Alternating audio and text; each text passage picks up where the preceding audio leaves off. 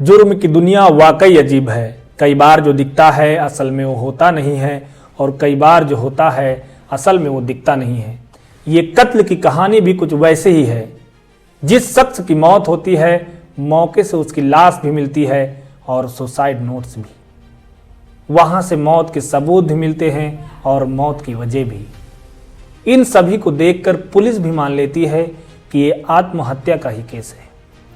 लेकिन जब postmortem report police के हाथ आती है तो पूरी घटना ही बदल जाती है। अब पुलिस फिर से तफ्तीश शुरू करती है। फिर जो कहानी सामने आती है तो उसे जानकर पुलिस भी दंग हो जाती है। नमस्कार, मैं हूं लियाकत। आज की कहानी में मध्य प्रदेश के एक बेहद ही सस्पेंस थ्रिलर मर्डर मिस्ट्री की सच्ची कहानी है। मध्य प्रदेश की राजधानी भोपाल का सेंट्रल जेल साल 2019 तारीख 29 जून, इस दिन पैरोल पर जेल से निकले कैदी को लौटना था। 14 दिनों की पैरोल पर जाने के बाद जेल प्रशासन को भी उसके लौटने का इंतजार था। तभी जेल प्रशासन को लोकल पुलिस से एक सूचना मिलती है। सूचना थी कि उस कैदी की मौत हो गई है।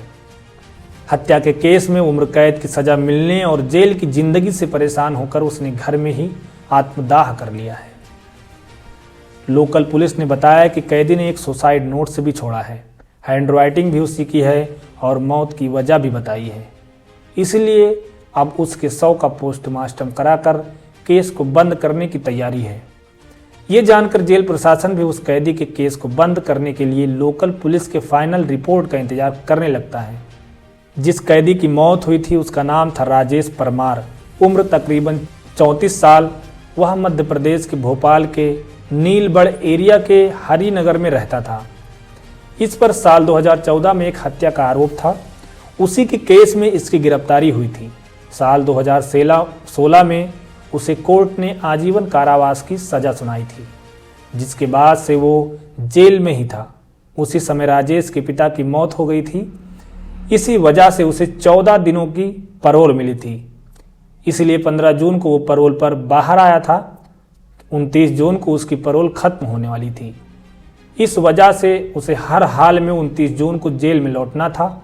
लेकिन 29 जून की सुबह ही उसके घर से आग की लपटें निकलने लगती हैं, जिसे देख आसपास के लोगों ने पुलिस को सूचना दी। फायर ब्रिगेड की गाड़ियां और लोकल पुलिस मौके पर पहुंची। आग बुझाने पर देखा गया तो युवक की बुरी तरह से जल चुका था। चेहरा और शरीर भी पूरी तरह से जल चुका था। देखकर ये वो मरा हुआ लग रहा था। फिर भी पुलिस ने आखिरी उम्मीद में उसे तुरंत अस्पताल में भर्ती कराया, जहां डॉक्टरों ने मृतक करार दिया। अब पुलिस ने घर की तलाशी ली तो एक सुसाइड नोट्स भी मिला, जिसमें लिखा था कि पिता की मौत होने से वो दुखी था। अब परिवार में कोई उसे पैरोल भी नहीं दिलाएगा। इसी वजह से वो अब दुनिया से निराश हो चुका है, लिहाजा वो आग लगाकर आत्महत्या कर रहा है। इसके लिए कोई दूसरा जिम्मेदार नहीं है। अब ये सुसाइड नोट्स के आधार पर पुलिस ने भोपाल सेंट्रल जेल को भी सूचना दी। शव को पोस्टमार्टम के लिए भेज दिया। साधारण सुसाइड केस की तरह पुलिस ने भी इसे एक तरह से बंद कर दिया। पोस्टमार्टम के बाद शव को रिश्तेदारों को सौंप दिया गया। रिश्तेदारों ने भी शव का अंतिम संस्कार कर दिया। लेकिन इस पूरे केस में 24 घंटे के बाद नया मोड़ आया, जब वहां की पुलिस को राजेश परमार की पोस्टमार्टम रिपोर्ट मिली। उस समय के भोपाल पुलिस के नए एसपी अखिल पटेल के पास नीलबढ़ का एरिया था। उन्होंने जब पोस्टमार्टम रिपोर्ट देखी तो चौंक गए। रिपोर्ट में लिखा था कि गला दबाने से जान गई है, यानी मौत की वजह आग या धुएं से दम घुटना नहीं बल्कि गला दबाकर हत्या हुई है। फिर वो इस केस की तफ्तीश में जुट जाते हैं। तुरंत मौके से ली हुई सभी फोटोग्राफ अपने पास मंगवाते हैं। सभी फोटो को बारीकी से देखते हैं। एक फोटो में वो देखते हैं कि मरने वाले शख्स के पैर बिल्कुल एक दूसरे से चिपका हुआ था, जबकि जब भी कोई जलकर मरेगा तो वो तड़पने लगेगा। फिर उसके पैर एक दूसरे से चिपकने के बजाय अलग अलग होने चाहिए। लेकिन इस केस में ऐसा नहीं था दोस्तों। दूसरी तस्वीर भी देखते हैं।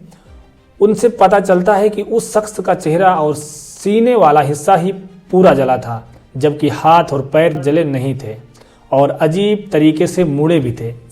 इससे शक यही होता है कि कहीं हाथ और पैर बांधे तो नहीं, जिस वजह से ऐसा हुआ। अब इसका पता लगाने के लिए वो पुलिस अधिकारी पूरी टीम के साथ मौके पर जाते हैं, घटनास्थल को बारीकी से देखते हैं, फिर आसपास के लोगों से पूछताछ करते हैं तो पता चलता है कि एक दिन पहले जब परमार के साथ 1 या 2 लोग और भी देखे गए थे। अब पुलिस इस केस की फाइल को बंद करने की जगह फिर से खोलती है और जांच शुरू करती है। अब पुलिस को यह शक हुआ कि जिसकी मौत हुई उसकी पहले गला घोंटकर हत्या की गई, लेकिन राजेश को जब सुसाइड ही करना था तो उसकी पहले हत्या क्यों की गई? अगर किसी ने गला दबाया तो वो कौन था? अब पुलिस के सामने ये भी सवाल था कि कहीं ऐसा तो नहीं कि मरने वाला राजेश ही ना हो। ऐसा भी तो हो सकता है ना दोस्तों। अगर ये राजेश नहीं है तो फिर कौन था? इन सब सवालों का पता लगाने के लिए पुलिस ने उसके मोबाइल नंबर का पता लगाया। फिर रिश्तेदारों के जरिए उसका एक नंबर मिला जो जेल से आने के बाद एक्टिव था, लेकिन अब बंद था। उसकी आखिरी लोकेशन भी भोपाल की ही थी। पुलिस ने जब उसके फ़ोन की कॉल डिटेल्स चेक की तो एक नंबर पर कई बार बात होने की जानकारी हुई, लेकिन जब उस नंबर पर संपर्क किया गया तो वो भी बंद था। वो नंबर था निहाल नामक युवक का। अब पुलिस के सामने निहाल को खोजने की चुनौती थी और मन में सवाल ये भी आ रहा था कि कहीं निहाल ही तो नहीं मारा गया। इसके अलावा और भी कई सवाल। फिलहाल पुलिस उसकी तलाश में जुट गई। फिर पता चला कि निहाल मूल रूप से बिहार का रहने वाला है और पहले राजेश के मकान में ही किराए पर रहता था, लेकिन कुछ महीने से यहाँ से दूसरे मकान में शिफ्ट हो गया था। अब पुलिस की जांच में निहाल की लोकेशन गुजरात में मिली। इसके बाद पुलिस की एक टीम गुजरात पहुंची और दबोच लिया। इसके बाद जब उससे कड़ाई से पूछताछ हुई तब उसने जो कहानी बताई वह बेहद ही चौंकाने वाली थी दोस्तों। निहाल ने बताया कि जेल से पैरोल पर आने के बाद राजेश ने उससे संपर्क किया था, फ़ोन पर बात हुई और वो उससे मिलने भी गया था। बातचीत करने के दौरान वो काफ़ी परेशान था, इमोशनल भी था, क्योंकि पिता की मौत के बाद उसे अब जिंदगी में शायद ही कभी पैरोल मिलने की उम्मीद थी। इसीलिए उसने सोचा कि वो दुनिया की नज़रों में हमेशा के लिए मर जाए और असल में जिंदा भी रहे। उसके बाद दोस्तों उसने कुछ क्राइम सीरीज देखी, जिसके बाद खौफनाक आइडिया अपनाया। इसके लिए उसने घर में रहने वाली एकमात्र माँ को पूजा करने के लिए 23 जून को ही बाहर भेज दिया था। इसके बाद साजिश रची कि 29 जून को पैरोल खत्म होने के बाद भी उसे जेल नहीं जाना पड़े, इसलिए 28 जून को ही शख्स की दूसरे शख्स को अपनी जगह मारकर कहीं चले जाने की तैयारी में जुट गया। इस काम में मदद के लिए उसने मुझे बुलाया, लेकिन मैंने साफ मना कर दिया। इसके बाद उसने 1 लाख रुपये लालच भी दिया और कुछ पैसे एडवांस भी दिए, इसलिए उसके झांसे में आ गया। इस तरह 29 जून को पैरोल खत्म होने से ठीक एक दिन पहले यानी 28 जून को ही हम दोनों की मुलाकात हुई। 28 जून की शाम को ही दोनों घर पर फ़ोन छोड़कर घूमने निकले ताकि लोकेशन ट्रेस ना हो सके। इसके बाद एक पेट्रोल पंप के पास राजेश को अपनी ही उम्र और लंबाई वाला एक युवक मिला। उस युवक ने अपना नाम राजू रैकवार बताया था और दोनों फिर बातचीत करते हैं, दोस्त बन गए। बातों ही बातों में दोनों ने राजू को घर पर पार्टी करने और शराब पीने के लिए भी बुलाया। राजू मजदूरी करता था, इसलिए खाने और शराब के लालच में तुरंत तैयार हो गया। राजू भी दोनों के साथ राजेश के घर पर आ गया। यहाँ पर राजू को इन दोनों ने जमकर शराब पिलाई। जब उसने अपना होश खो दिया तभी राजेश ने उसकी गला दबाकर हत्या कर दी। इसके बाद उसके हाथ और पैर को रस्सी से बांध दिया ताकि अगर जिंदा भी हो तो आग से बच ना सके। हाथ पैर बांधने के बाद उसे फर्श पर लिटाया और घर में रखी किताबों को उसके ऊपर डाल दिया। फिर राजेश ने खुद ही एक सुसाइड नोट्स लिखा और उसे कुछ दूरी पर रख दिया ताकि वो सही सलामत पुलिस को सुसाइड के सबूत के रूप में मिल जाए। इसके बाद दोनों ने बाइक से निकाला हुआ पेट्रोल भी डाल दिया ताकि अगर वो पूरी तरह से जल जाए, क्योंकि घर का दरवाज़ा बाहर से बंद होने पर साजिश का शक हो सकता था। इसलिए दोनों ने घर के दरवाजे को अंदर से बंद किया और छत के रास्ते बाहर निकल आए।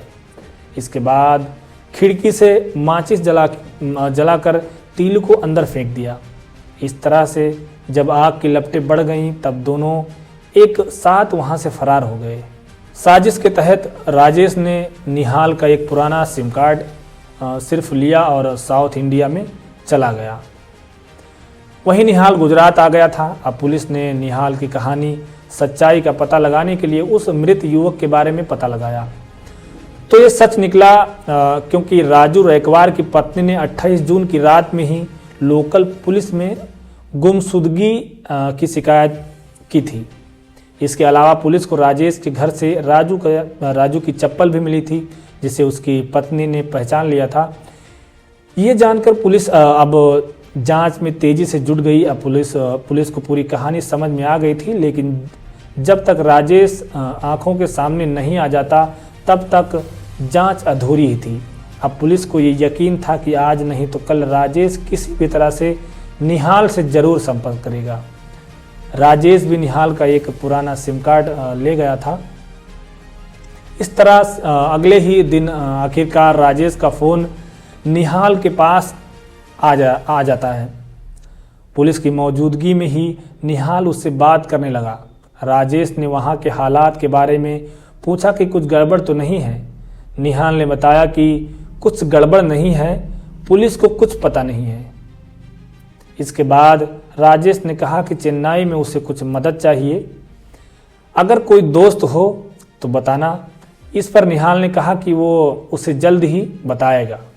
इसके बाद फ़ोन कट होता है और अब पुलिस ने भी राजेश को पकड़ने के लिए पूरी फिल्मी कहानी रची। इसके तहत पुलिस के कुछ लोगों को चेन्नई भेजा और उन्हें लोकल बनकर राजेश से मिलने के लिए बोला। इस तरह निहाल ने राजेश को चेन्नई में रहने वाले अपने एक दोस्त का जिक्र करते हुए उसका फ़ोन नंबर शेयर किया, जिसके बाद राजेश पुलिस वाले को ही निहाल का दोस्त समझकर उससे बात की ओर मिलने गया। जैसे ही राजेश ने लुंगी और माथे पर तिलक लगाए दो युवकों को निहाल का दोस्त समझकर मदद मांगने पहुंचा, तभी उसे पकड़ लिया गया।